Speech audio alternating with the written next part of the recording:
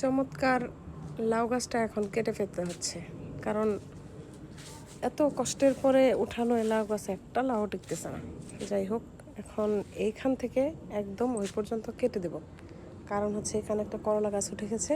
এই করলা গাছটা এদিকে দিয়ে দিতে চাচ্ছি আর কি। তো এখান থেকে কেটে দেবো, এই জন্য আগে ডগাগুলো কাটবো। ডগাগুলো কেটে আজকে শুটকি মাছ দিয়ে রান্না করবো ইনশাল্লাহ। দেখি কেমন হয়। তো বিসমিল্লাহ।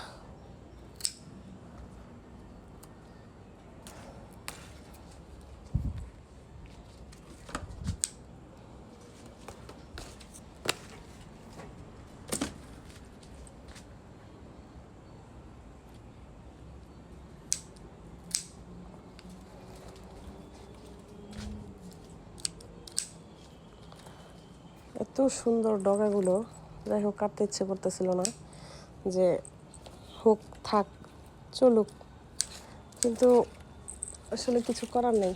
এখানে একটা গাছের জায়গায় আর একটা গাছ উঠে গেছে, এখন এটা তো বাঁচাতে হবে।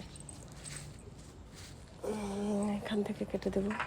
দেখি পুরো ডগা কাটবো না, যদিও এখান থেকে হয় সেক্ষেত্রে আবার এখান থেকে খেতে পারবো। তো বিদেশে বসে যদি এরকম গাছ লাগিয়ে নিজেরা কিছু খাওয়া যায়, এর সমান হয়তো তৃপ্তি আর কিছুতে নাই। আল্লাহ তাআলার কাছে হাজার হাজার শুকরিয়া যে এখান থেকে যে পাতা উঠেই খেতে পাচ্ছি, এই জন্য আসলে আল্লাহর কাছে লাখ লাখ শুকরিয়া। কারণ বিদেশে বসে তো দেশি স্বাদ নেওয়া যায় না বললেই চলে।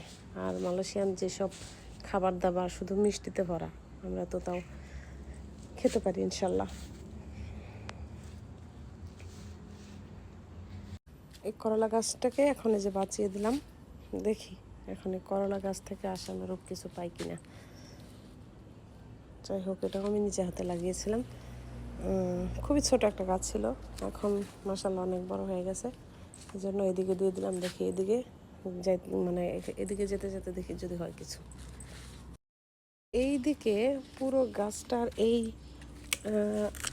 আর কি অনেক বড় হওয়া পাতাগুলো ছেটে ছেটে দেই, যদি একটু গাছটা স্বস্তির নিঃশ্বাস নিতে পারে আর কি।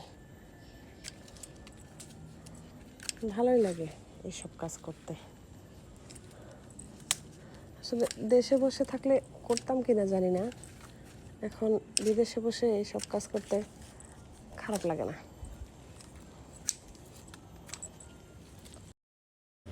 এই যে অনেকগুলো উঠে ফেলছি।